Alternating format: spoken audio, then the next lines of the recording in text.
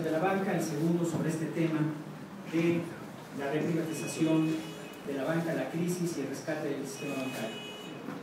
Está convocado el tercer premio para el próximo año sobre la extranjerización de la banca y cómo quedó después de eso el sistema financiero mexicano.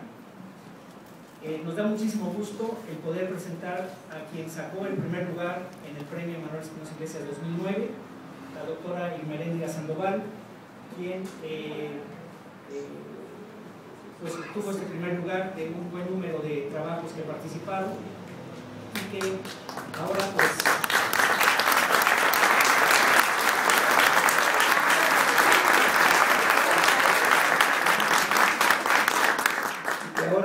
nos da mucho gusto el poder hacer la presentación del libro producto de esa investigación que obtuvo, como digo, el primer lugar de este premio. Para proceder, pues voy a seguir por orden estrictamente alfabético a nuestros amables presentadores que nos hicieron favor de aceptar la invitación. Y tenemos entonces al doctor Leonardo Curcio. Si nos hace favor, Leonardo, de hacer tu presentación, por favor. Muchísimas gracias, doctor. Bueno, buenas tardes a todas y a todos. Es para mí un gusto enorme estar esta tarde aquí presentando el libro de Irmeréndira Sandoval, y les voy a decir por qué tengo tanto gusto, además de compartir la mesa con tan distinguidos ponentes.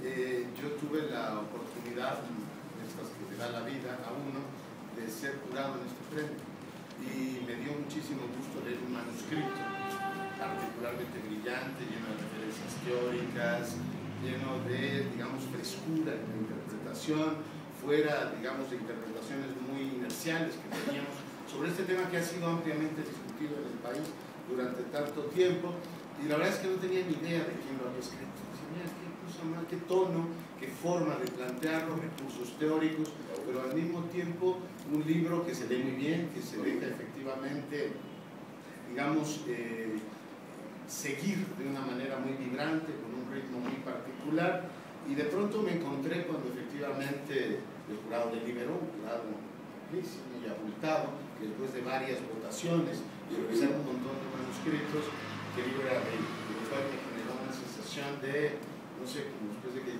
llegas a un viaje y dices, pues así era ella. ¿Cómo no pensé que era ella? Pues no lo pensé, y ahora me da mucho gusto efectivamente haberlo leído como manuscrito anónimo y hoy darme cuenta que está publicado, y además por ella. Por supuesto lo supe en el momento que se dio el fallo del premio. Yo quisiera compartir con ustedes algunas de las virtudes que a mí me parecen particularmente destacables del texto que hoy nos convoca.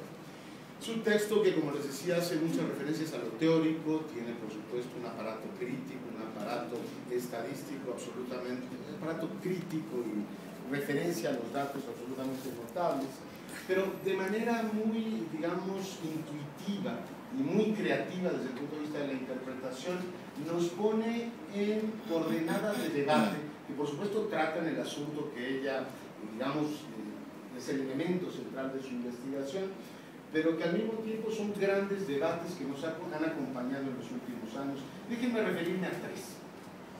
Por un lado está este tema de si la economía y la política son dos esferas absolutamente separadas, si son dos bosques, uno bosque y el otro playa, son dos universos que no necesariamente se relacionan, como ingenua o interesadamente se insiste desde muchos discursos políticos e incluso algunos académicos.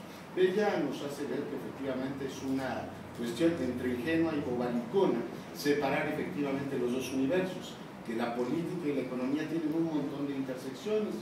Nos lleva también con un punto de ruptura de la inocencia a ver que efectivamente los discursos ideológicos, los discursos político-ideológicos tienen muchísima fuerza a la hora de articularse en la plaza pública, pero no necesariamente guían en el momento crítico las decisiones de los gobernantes. De tal manera que un gobernante que se profesa keynesiano puede en un momento determinado decir, aquí hay que hacer determinada cosa, porque las circunstancias así lo piden, o el conjunto de intereses que en un momento determinado tiene la capacidad de presionar para que la decisión sea tomada en este sentido, se hace. Y el discurso, digamos, político, ideológico, se manda al desván de los recuerdos, o bien se adapta cuando las condiciones políticas lo permiten. De la misma manera que el neoliberalismo, que es, digamos, uno de los puntos de partida de esta brillante investigación, pues es utilizado como, digamos, elemento legitimador ahí donde conviene, y cuando hace falta que el Estado intervenga para proteger determinados intereses, entonces nos olvidamos del mercado, nos olvidamos de las libertades y cada quien toma sus decisiones bajo, digamos, determinados riesgos. Lo que tenemos es una intervención sistemática del Estado para proteger determinados intereses, lo cual nos lleva a situaciones verdaderamente terribles. Ella discute, y me recordó por supuesto a leer el libro, aquellas discusiones de la época de los finales de los 80, de si la perestroika y la glasnost tenían que ir juntas, o que si la liberalización económica, Lorenzo discutió mucho ese asunto y lo sigue discutiendo, el tema de la liberalización económica tal como se planteaba en nuestro país necesariamente implicaría una liberalización política. La doctora Sandoval nos dice, no necesariamente es un proceso mecánico.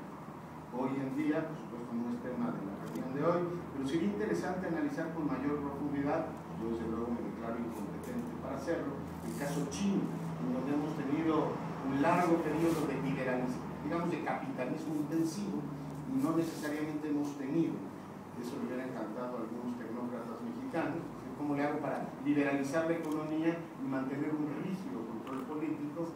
China, digamos, se nos sale del esquema tradicional, pero aquí se suponía, la lógica indicaba que las transiciones simultáneas te llevarían a eso, una transición económica, una apertura, te llevarían necesariamente una apertura política y una modernización de la sociedad. Tuvimos momentos que Irma narra además con potencia y con vigor, particularmente, digamos, patéticos en esa época de los grandes dilemas, de si este país se abría en lo económico, cómo iba esto a repercutir en lo político. Y recuerda un episodio que, por favor, les recomiendo que lo lean. Pueden leer, digamos, segmentadamente el libro. Lo deben leer todos, esa sería mi recomendación, pero volver a la parte de la cena de Salinas de Gortari con los magnates, además lo narra muy a gusto. Es efectivamente el momento en el cual es un Estado neoliberal, es un Estado acosado, dominado por intereses. Ella, recuerdo que narra la parte de decir, no se sabía si Salinas de Gortari les estaba diciendo, señores, ya se enriquecieron bestialmente en este periodo, ahora contribuyan un poco con la revolución y ahora, digamos, claudicante que ha pasado al liberalismo social, aporten un poquito de todo lo que han ganado. Recuerda ella la bravuconada, creo que fue Azcárraga, ¿no? Que dijo, hemos ganado tanto que deberíamos dar el doble. Después no dieron nada, pero eso es un asunto diferente. Pero nos recuerda efectivamente un Estado que no necesariamente creía ni en la apertura total, si era la apertura para unos cuantos, un conjunto en lo económico me refiero, para un conjunto de intereses que estaban ahí. En lo político, por supuesto, había no solo no que liberar, sino perseguir a opositores y controlar también medios de comunicación, parte de lo que hoy se dice de la gobernabilidad que tuvo. Ahora se repite tanto, que tenía muy buena prensa el salinismo, claro, controlaban a todo el mundo, así muy fácil. Es decir, el discurso opositor, el discurso crítico, era severamente perseguido en esa época, pero bueno, aún así se filtró a la prensa, creo que fue el Economista el que publicó esa cena, y después fue narrada por Oppenheimer. No me alargo en el punto.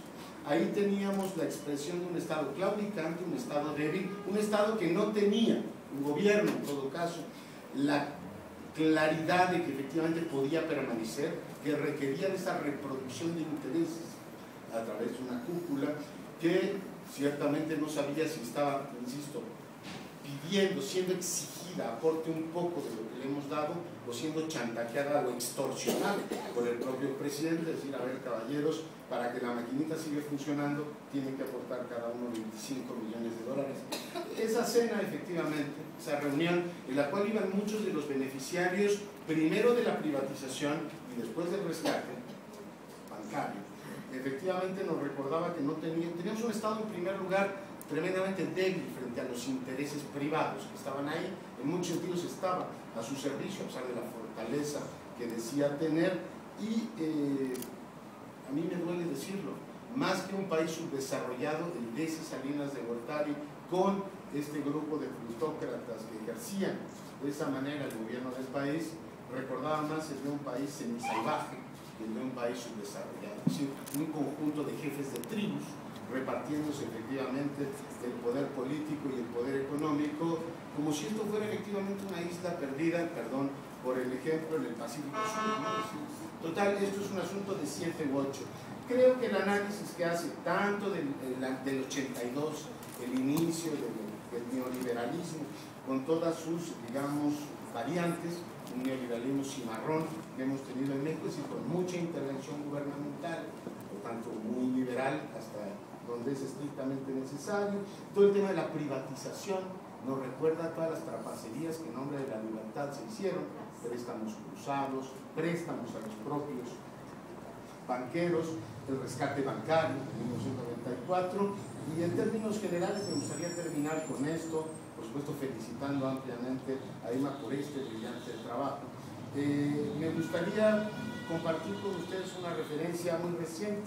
Dice ella estudia también el caso francés, el caso coreano, el caso argentino, los rescates bancarios, y el caso de México es estudiado como referencia, y en estos años hemos oído mucho, ciertamente, el tema de si el rescate bancario mexicano en el 94 es o no un ejemplo, un modelo a seguir para países como, es decir, para otros países, incluso algunos desarrollados.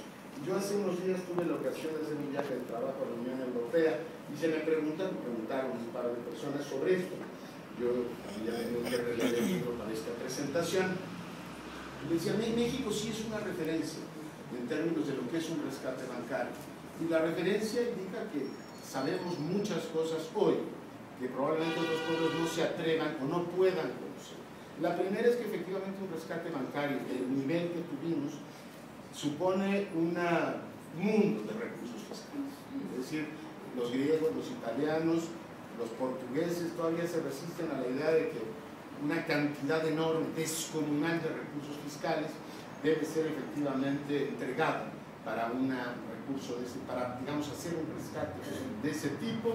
Hace falta también un aparato político capaz de imponer. Una cosa es decir que hace falta apretar el recurso, o sea, apretar fiscalmente a una sociedad, y otra cosa es que tengas el aparato político, ¿se acuerdan de Roque Señales y todo lo demás, que sea capaz de imponerlo? Hoy los europeos dicen, pero ¿cómo le hacían ustedes? Teníamos mayorías absolutas que aprobaban lo que querían los gobiernos en turnos, sindicatos charros, en fin, todo lo que teníamos. No se pueden entender, digamos, rescates de ese tamaño y ajustes de ese tamaño si no tienes además un aparato político de ese tamaño.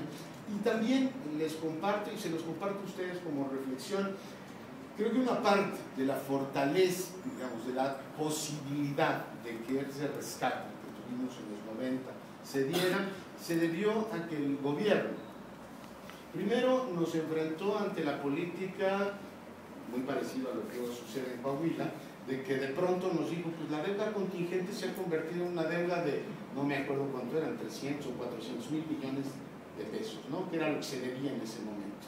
Oiga, para hacer deuda contingente es demasiado, la tiene que aprobar el Congreso para que se convierta en deuda soberana. En el momento en que ese proceso político se da, tenemos el aparato político que lo aprueba, y con esto quisiera terminar, pero tenemos también, y lo dejo como una reflexión o como un elemento de discusión, una parte de la oposición que de una manera muy vigorosa dice que efectivamente se trata de un desfalco, que lo que está sucediendo es espantoso y lo que está sucediendo es inmoral. Es decir, tenemos que rescatar a un sistema financiero que quebró y, pues mire, se dieron los préstamos cruzados, sucedieron todas las trapacerías que se recuerdan en este texto y que muchos de nosotros recordamos. El tema de la oposición en lo normativo, desde mi punto de vista, facilitó que el proceso se diera.